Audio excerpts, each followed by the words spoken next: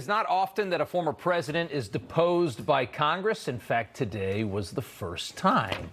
Former President Bill Clinton testifying a nearly 6-hour-long deposition on his connections to Jeffrey Epstein, happening in Chappaqua, his hometown. Maybe the most damning photo of Slick Willie from the Epstein files is, of course, this one. The ex-president many years ago in a jacuzzi with a woman whose face is redacted. And of course, that looks terrible, right? They're blocking the face out. What do you naturally assume about that? But as we know, many of the redactions in the Epstein files were made to women who are not victims, were never victims of anybody. Today, Clinton told the Oversight Committee that he did not have sexual relations with that woman, a woman that we still can't identify. Chairman Comer just a bit ago indicating Clinton was very transparent and he answered all questions. President Clinton answered every question. He did attempt to respond to every single question asked, even when his attorneys told him to shut up. He kept, going. We were there to ask direct questions. I think President Clinton today was quite candid, probably more candid than his attorneys were comfortable with. So Clinton was transparent. The next question is going to be, was he truthful? We're going to have to figure that all out when all of this is released to us. That's going to take a little while before that happens, probably next week.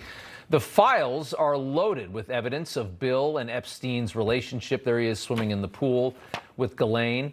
Clinton frequently flew on Epstein's jet, the Lolita Express, over nearly 2 years, from February 2002 to November 2003. Very close to when he left office. Clinton flew on Epstein's plane to Europe, Africa, Asia, Russia, and closer to home, Miami and New York, according to the flight logs, totaling at least 27 different trips.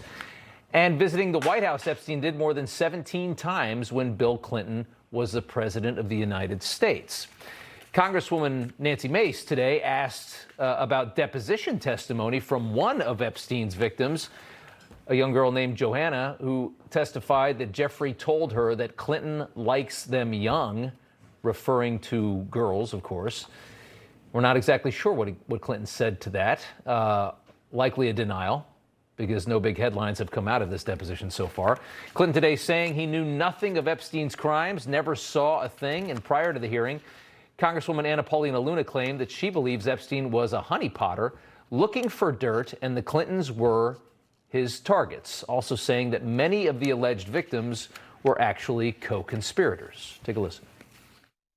I do believe that there's a list of individuals who did engage in trafficking, were given these plea deals, and I'm going to name those individuals right now. The first one would be Leslie Groff. The second one, Sarah Kellen. The third one, Nadia Markova.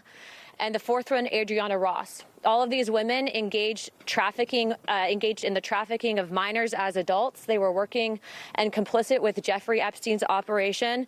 And in my opinion, they are not to be given victim status because they did partake in harming young girls.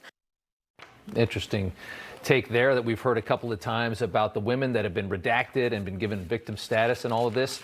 The one other big piece of news today that came from the Clinton deposition is effectively an exoneration, we are told, of President Trump in all this. Clinton describing a 2003 conversation that he had had with Trump that gave him an indication that Trump, in the case of Epstein, had done nothing wrong. You know, everybody's reporting the same stories, the same spin. You turn the channel, it's always the same. But not us. We're different. We report the real news. No spin, just the facts. Turn to us, and you won't turn back. Tune in to Rob Schmitt Tonight on Newsmax.